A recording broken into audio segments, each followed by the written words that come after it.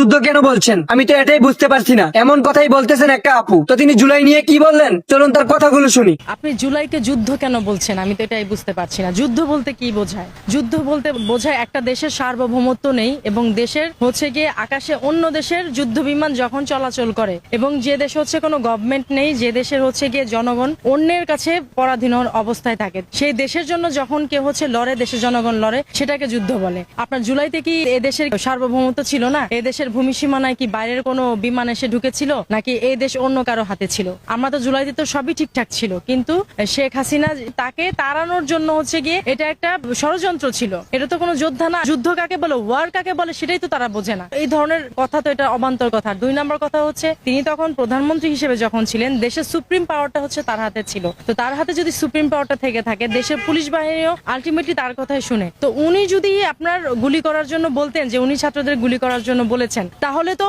উনার তো দরকারই ছিল না গুলি করার, কারণ উনি নিজে চাইলে এদের উঠিয়ে নিয়ে যেতে পারেন। অ্যাটলিস্ট 2 প্লাটুন আর্মি আনলেই তো এরা সরকার হয়ে যায়। জুলাইতে যেসব ছাত্র নিহত হয়েছে বা যারাই হচ্ছে আহত হয়েছে, তারা তো আদৌ ছাত্র ছিল না। যে কয়েকজন ভার্সিটি ছাত্র ছিল, তারা হচ্ছে কি পেইড ছিল। তারা জামাতের কোনোভাবে পাকিস্তানি যারা, তাদের হচ্ছে পেইড ছিল এবং পেইড হয়ে তারা হচ্ছে ওখানে মিটিং মিছিল করতে এসেছে। তা না হলে আপনি বলেন, আমাদের কি এত সাধারণ জনগণের টাকা পয়সা হয়ে গেছে যে 3 বেলা আমরা ক্রমাগত বিরিয়ানি দিব, 3 বেলা বার্গার দিব, 3 বেলা সফট ড্রিঙ্কস দিব, তারপর হচ্ছে 3 বেলা স্ন্যাক্স দিব?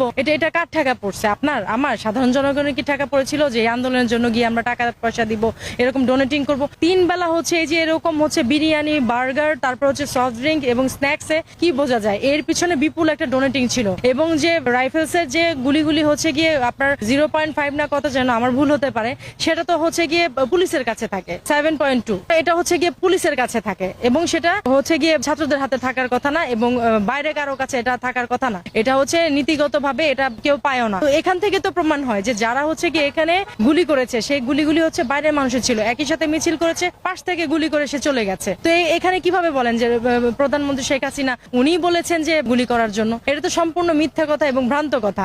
দেখেন, এই যে গণভবন যতজন ভাঙচুর করেছে এবং তারা যতজন লুটপাট করেছে, একটা মেয়ের আমি নাম বলবো না, তারও ছবি আছে, তার হচ্ছে বিয়ে ভেঙে গেছে। একটা ছেলে, তার ছোট্ট বাচ্চা ছিল, সে বাচ্চাটা মারা গেছে। ইদানিং শুনছি যে কায়সার হামিদ, উনার মেয়ে, উনি খুব আক্রান্ত হেপাটাইটিস বি ভাইরাসে। তার জন্য আল্লাহর কাছে দোয়া করি, ওনাকে হেদায়েত দেখ। তাই বলে যে আমাদের নেত্রী যেহেতু মানে শত্রুকে কখনো হচ্ছে ছোট চোখে দেখেননি, বরঞ্চ তার জন্য সহযোগিতা করার চেষ্টা করছে, সেদিক থেকে আমরাও বলি আল্লাহ তাকে ভালো করে দিই। তো এইখানে জুলাই সুরভি, তারও দেখবেন যে কোনো এক গাছে ঝুলে আছে বা কোথাও মোটকে আছে ঘাট, এরকম কিছু একটাই হবে, এর চাইতে বেশি কিছু হবে না।